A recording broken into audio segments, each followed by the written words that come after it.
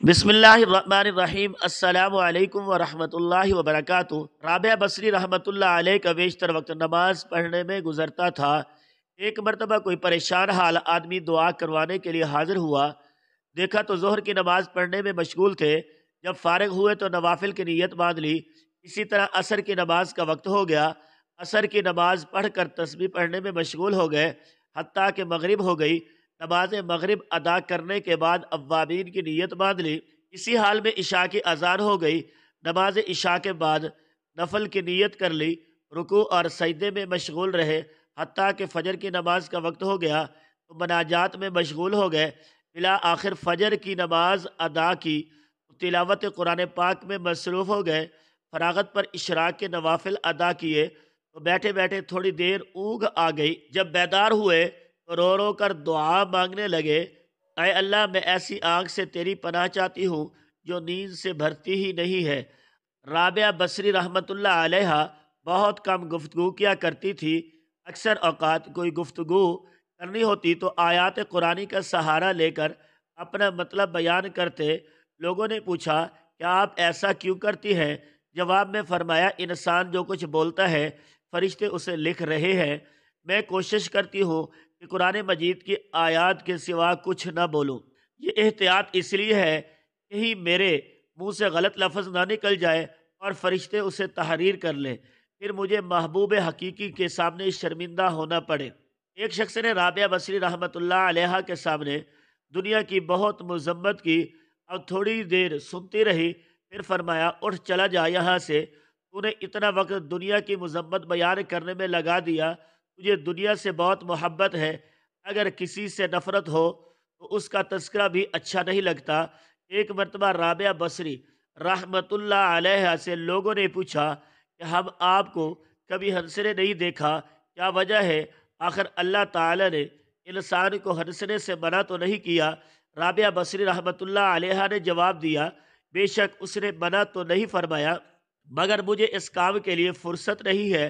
لوگوں نے تعجب سے کہا، کیا ہنسنے کے لیے بھی فرصت درکار ہوتی ہے؟ رابعہ بصری رحمۃ اللہ علیہ نے کہا، ہاں، دنیا میں وہی شخص ہنستا ہے جسے اطمینان قلب حاصل ہو، اور میں ابھی اس نعمت سے محروم ہوں۔ حاضرین مجلس نے درخواست کی کہ اپنی بات کی وضاحت فرما دے۔ رابعہ بصری رحمۃ اللہ علیہ نے فرمایا، میں نے محبت کے لیے صرف ایک ہستی کا انتخاب کیا ہے، وہ ہے اللہ تعالیٰ کی ذات۔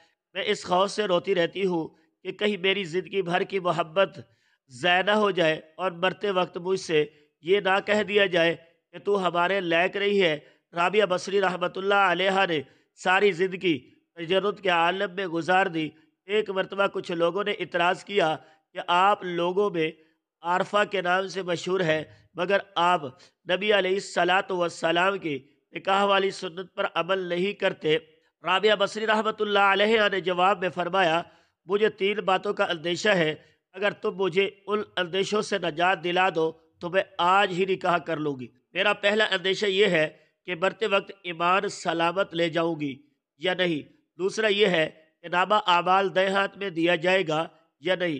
تیسرا، قیامت کے دن کچھ لوگ جنت میں جائیں گے، کچھ جہنم میں، تم لوگ بتاؤ کہ میں کس طرف جاؤں گی؟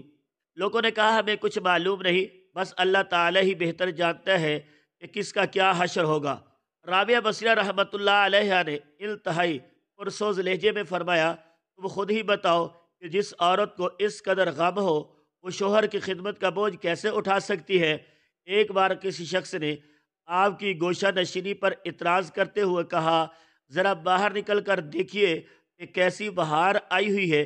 رابعہ بصری رحمۃ اللہ علیہ نے بے ساختہ جواب دیا، میرا کام سانے کو دیکھنا ہے، اس کی صنعت کو نہیں۔ ایک مرتبہ رابعہ بصری رحمۃ اللہ علیہ نے رات دن متواتر پانی سے روزہ رکھا اور پانی ہی سے افطار کیا۔ گھر میں کھانے کے لیے روٹی کا ایک لقمہ بھی نہیں تھا۔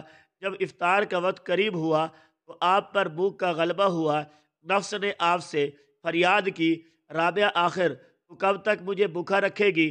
ابھی آپ کے دل میں یہ خیال ہی گزرا تھا کہ کسی شخص نے دروازے پر دستک دی۔ آپ باہر تشریف لائی تو ایک نیاز مند کھانا لے کر کھڑا تھا۔ رابعہ بصری رحمۃ اللہ علیہ نے کھانا قبول فرما لیا اور نفس سے مخاطب ہو کر کہا، اللہ تعالیٰ نے کھانے کا انتظام کر دیا ہے، ابھی تیری خواہش پوری ہو جائے گی۔ یہ کہہ کر آپ نے کھانا رکھ دیا اور چراغ جلانے کے لیے اندر چلی گئی۔ واپس آئی تو دیکھا کہ ایک بلی نے کھانے کے برتن الٹ دیے اور زمین پر گرا ہوا کھانا کھا رہی ہے۔ رابعہ بصریہ رحمۃ اللہ علیہ نے بلی کو دیکھ کر مسکراتے اور فرمایا، شاید یہ کھانا تیرے لیے بھیجا گیا تھا، تو اطمینان سے کھا۔ افطار کا وقت قریب ہو چکا تھا۔ رابعہ بصریہ رحمۃ اللہ علیہ نے چاہا کہ پانی ہی سے روزہ افطار کر لے، اتنے میں تیز ہوا کا جھونکا آیا اور چراغ بجھ گیا۔ رابعہ بصریہ رحمۃ اللہ علیہ اندھیرے میں آگے بڑھی، اتفاق سے پانی کا برتن گرا اور ٹوٹ گیا، سارا پانی زمین پر بہہ گیا۔ عجیب صورتحال تھی۔ بے اختیار آپ کی زبان سے یہ الفاظ نکلے، الہی کیا راز ہے، میں گناہ گار نہیں جانتی کہ تیری رضا کیا ہے۔ جواب میں ہاتف غیبی نے کہا، اے میری محبت کا دم بھرنے والی، اگر تو چاہتی ہے کہ تیرے لیے دنیا کی نعمتیں وقف کر دوں تو پھر میں تیرے دل سے اپنا غم واپس لے لوں گا، کیونکہ میرا غم اور دنیا کی نعمتیں ایک ہی دل میں جمع نہیں ہو سکتی۔ اے رابعہ، ایک تیری مراد ہے اور ایک میری مراد ہے، تو بتا دونوں مرادیں ایک جگہ کیسے رہ سکتی ہے؟ رابعہ بصریہ رحمۃ اللہ علیہ نے جب یہ آواز سنی تو اپنی رضا کو ہمیشہ کے لیے اللہ تعالیٰ کی رضا میں گم کر دیا۔ رابعہ بصریہ رحمۃ اللہ علیہ نے جب یہ آواز سنی تو اپنی رضا کو ہمیشہ کے لیے اللہ تعالیٰ کی رضا میں گم کر دیا اور کشتگان خنجر تسلیم میں شامل ہو گئی۔